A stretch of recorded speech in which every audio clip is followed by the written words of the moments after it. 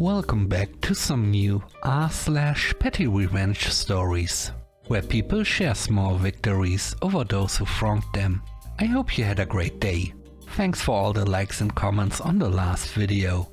And now let's start with the first story. It's called Neighbor from Hell.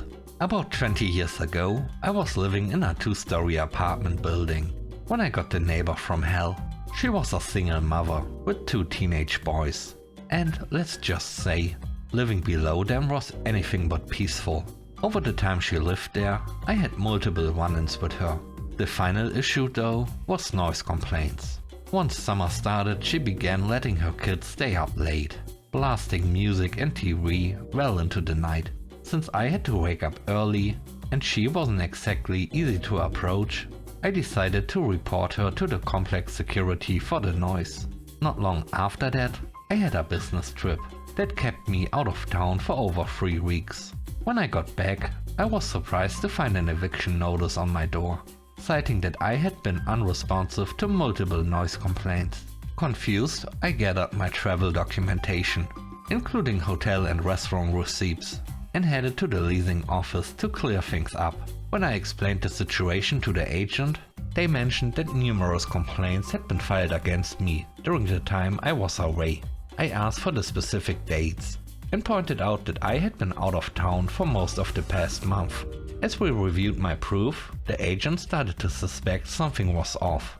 While we were talking, the property manager got a call saying, "The guy in your apartment is at it again. His music is too loud." I calmly told them that I had nothing playing in my unit, and either the report was false or someone had broken into my apartment while I was sitting in their office. The agent confirmed that my receipts proved I was hundreds of miles away during all the previous complaints. To get to the bottom of things, the 3 of us walked over to my apartment. And, surprise, there was no noise at all. We returned to the office and they immediately revoked my eviction notice. As for the neighbor above me, the property manager issued her a 14-day eviction notice for filing false complaints, on top of her other disruptive behavior. The next story is called Hurry Up.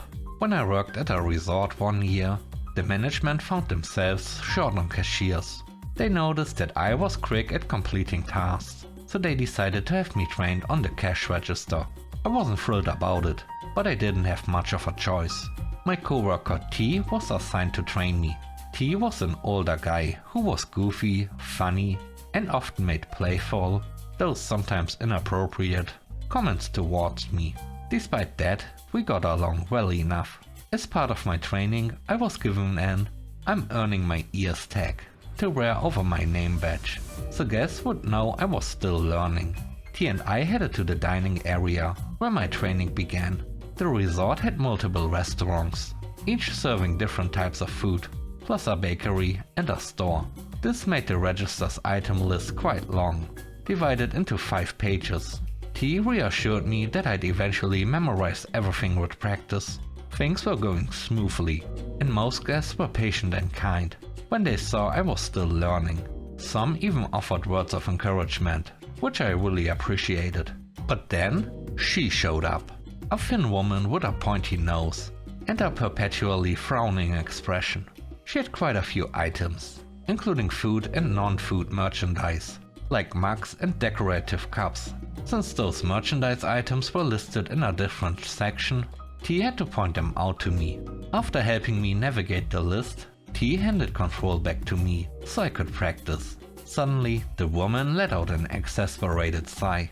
"Can you hurry up?" I apologize, I'm training. "I don't care, I have other things to do." That's when my petty switch flipped on. Without saying a word, I picked up her first item and slowly scanned it. I moved like a paralyzed slug as I turned the mug over, ever so carefully, to find the price. I took my sweet time locating the correct merchandise page and rang up the item at a snail's pace. The woman's face grew redder with every second, while T stood behind me, barely able to contain his laughter. As I continued to ring up her items as slowly as humanly possible, I kept occasional eye contact with her, narrowing my gaze just slightly. She was seething. When it was finally time to give her the total, she angrily threw her card onto the counter.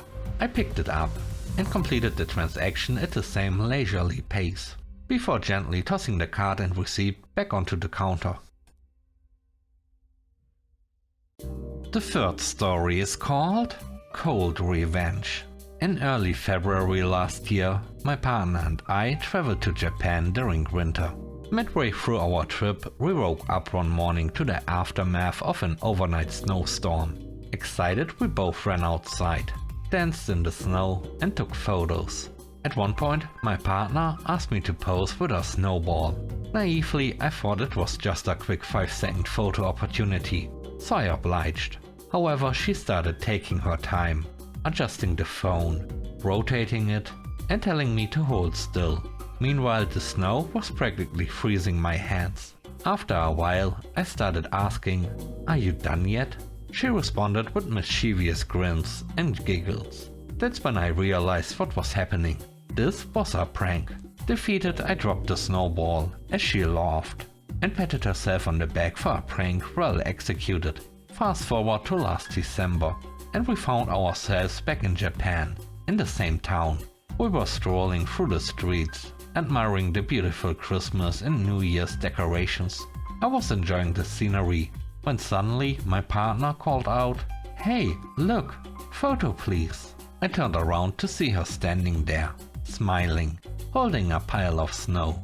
Immediately my brain flashed back to that cold February morning, the frozen hands, the prank, and I knew this was my chance for sweet cold justice. I pulled out my phone, aimed the camera and said, "Hold still for just a bit longer. Just a bit longer. Let me get the angle right. Oh, wait, the brightness of the snow. Let me adjust that." At first she was confused, wondering why I was taking so long for what should have been a quick photo. Then she saw the grin on my face and the realization hit her. Did you just seriously wait 10 months to get back at me for that? For the rest of the afternoon, she couldn't believe I still remembered what happened and that I managed to turn the tables. But my hands finally got their sweet, cold revenge. The last story is called Outsmarted. Years ago, when I was 26, I entered a partnership in a small CD and music store with a man in his 50s who already owned another store. The idea behind the partnership was to share buying costs and advertising expenses. Once we opened, I quickly discovered that he was skimming inventory and had convinced me to lease a much larger space than we needed, under the pretense that he would sublease the extra space for his office, which never happened. After 3 exhausting years of dealing with his dishonest practices, the store ultimately went broke.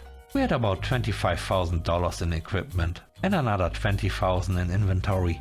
Despite the fact that he had already taken advantage of me, I decided to avoid a lengthy legal battle. We agreed to sell the remaining inventory and equipment and split the profits. I just wanted to get away from the situation, even though my share would be far less than what he had actually taken from me. My star employee, who had since been hired by my partner to work at his other store, informed me that my partner was secretly negotiating to sell everything the next morning to settle a debt he owed. It was clear he intended to keep me in the dark. Realizing what was happening, I decided to act quickly.